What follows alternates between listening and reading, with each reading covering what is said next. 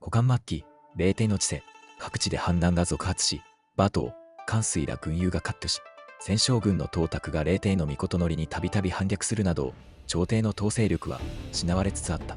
加えて都洛陽では、霊帝の皇太子の座をめぐって、長男の始皇劉弁を推す加皇后、家臣らの勢力と、次男の東皇劉強を推す東太后、建石らの勢力が激しく争っていた。霊帝の皇后、加皇后は、性格がきつく嫉妬深い女性だった。高級の秘書が霊帝の子を身ごもると次々と危害を加えた。秘書は皆、加皇后に恐れおののいていた。霊帝がとりわけ寵愛した側室の王美人が男の子を出産すると、加皇后は直ちに王美人を毒殺。これに激怒した霊帝は加皇后を廃しようとしたが、中将寺が死罪を差し出して内定冷めたため霊帝は廃校を断念した。王美人が残した男の子は霊帝の母、東太后が引き取って養育した。それから10年近くが経過した中平6年、霊帝には2人の王子がいた。加皇后の産んだ長男の劉弁、14歳、王美人の産んだ次男の劉強、9歳。劉弁は落ち着きがなく、威厳に欠けており、霊帝から見ると後継者としてとても物足りなかった。一方の劉強は聡明で威厳があり、霊帝は劉強を自分の後継者にしたかった。しかし劉弁の母親の加皇后は後宮を支配し、十条寺との結びつきも深く、加皇后の兄の大将軍家臣は天下の平権を握っていた。この状態では、皇帝である霊帝とて迂闊に動くわけにはいかない。危む霊帝に寄り添い、策略を立てたのが宦官の建石。霊帝は建石の検索に従い、有事に備えるという名目で皇宮の護衛兵を同居し西園八公位に統率させた。その元帥は建石とし、家臣といえどもその指揮に従うこととした。さらに、西方の馬頭、関水らに備えて、家臣に西方に駐在するよう命じた。家臣から宮古洛陽の平権を奪い、建石の平権を背景に劉強を太子に立てる。そして加皇后、家臣を失脚させる。これが霊帝と建石の狙いだった。その狙いを知る家臣は、腹心の炎章を西園八公位で建石に次ぐ2番目の地位に据え、西方駐在も口実を設けて先延ばしていたが、それにも限界があった。困ったな。陛下は早く西方に出発よとしきりに催促してくる。返本書殿が助州、遠州から兵を集めて帰ってくるまで待ってほしいと伝えているのだが、いつまでそれが通用するやら。すでに両州の賊軍は撃退されているというのに、陛下がそれでも督促されるのは不自然。やはり別の思惑があると考えるべきでしょう。大将軍が都を離れるのを待って返事を起こそうとされているのは間違いありません。返本書殿に時間を稼いでいただくと同時に、何か天文現象でも使って陛下を思いとどまらせましょう。そうだな。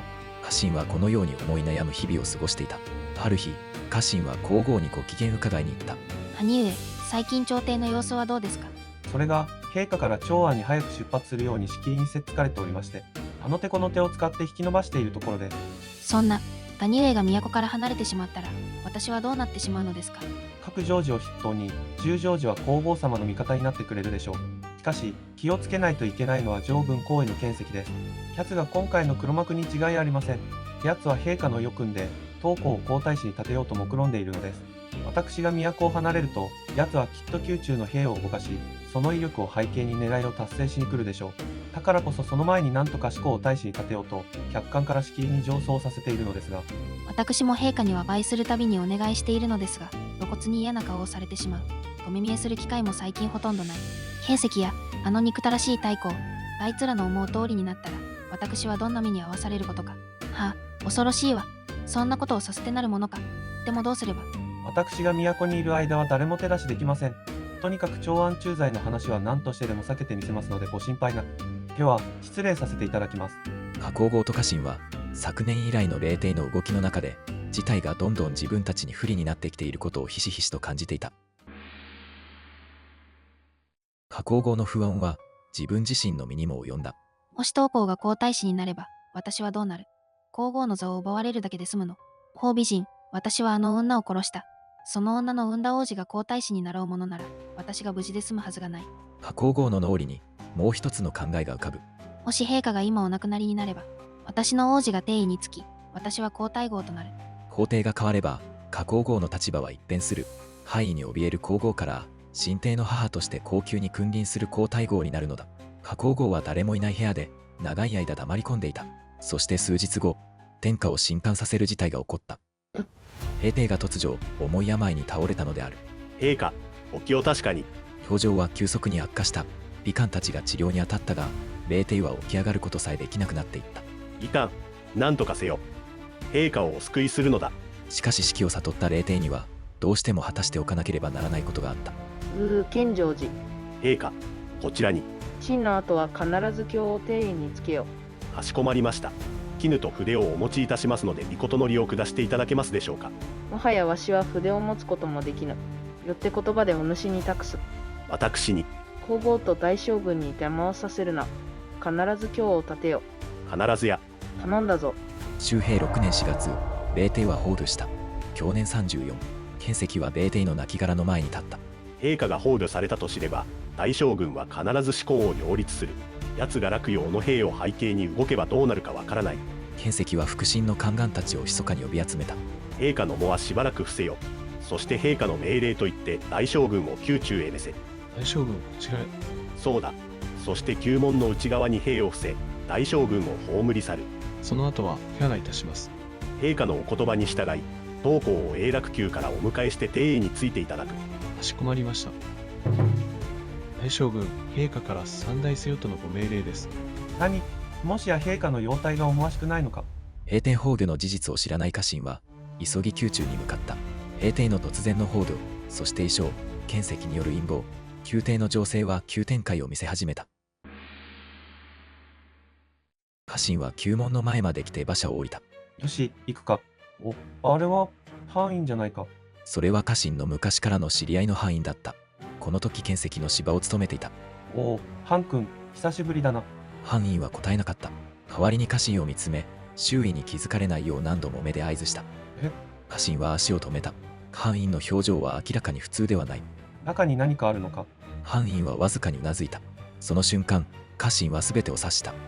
まずい、これは罠だ。家臣は宮中へ入る直前できびすを返した。家臣は馬へ飛び乗った。道を開けろ。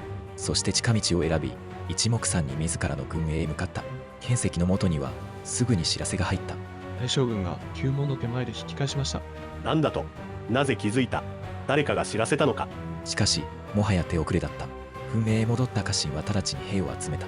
危ない。宮中に入れば殺されるところだった。大将軍、誰がそのようなことを。建石だ。奴は俺を消すつもりだ。家臣は兵を率いて百軍邸へ移動し、そこに立てこもった。ここなら兵を置くことができる。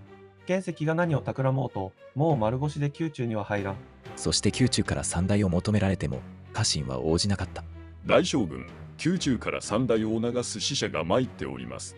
急な病に倒れた。今日は三代できぬと伝えよう。また使者が参りました。何回来ても追い返せ。もちろん家臣は病気ではなかった。兵に守られた百軍邸から一歩も出ず、宮中の動きを伺っていたのである。これで建石は家臣を殺す機会を失った。即家臣さえ殺せていれば。家臣が健在である以上、建石が琉球を擁立することは困難だった。家臣は直ちに加工号に連絡を取り、加工号は動いた。陛下の猛発せ。陛下がお隠れになられた今、天下には一日たりとも天使がなくてはならない。よって王子弁を天使と定める。周平6年を改元し、新しい年号を後期とする。また、天下に対処する。私が皇太后となり、朝廷に臨む。加工号は加太后となり、幼い皇帝に代わって臨朝した。そして大将軍家臣と対不宴会が、新帝を補佐して政務を取り仕切ることとなった。霊帝が望んだ琉球の即位は実現しなかった。そして霊帝の意思を託された建石は、一転して極めて危険な立場へ追い込まれたが、まだ諦めてはいなかった。しかし家臣もまた、自分を殺そうとした建石を許すつもりはなかったのである。赤丸です。ついに情勢が大きく動き始めました。皇太子争いが激化する中で、突然発生した霊帝の崩御。加工号にとってあまりにも都合の良すぎるこの展開。果たして通常の病気だったのか、それとも、その謎は永遠に明らかになることはないでしょう。そして思考劉弁を帝につけ、加太后が臨朝することでまずは優位に立った家臣兄弟でしたが、建石や永楽太后も逆襲を図っていました。中将寺や炎章らも巻き込み、朝廷の波乱はこれからさらにエスカレートしていくのです。今後も中国の歴史を中心とした動画を上げていきますので、この動画がいいと思った方は、チャンネル登録とグッドボタンをよろしくお願いします。最後までご視聴いただき、ありがとうございました。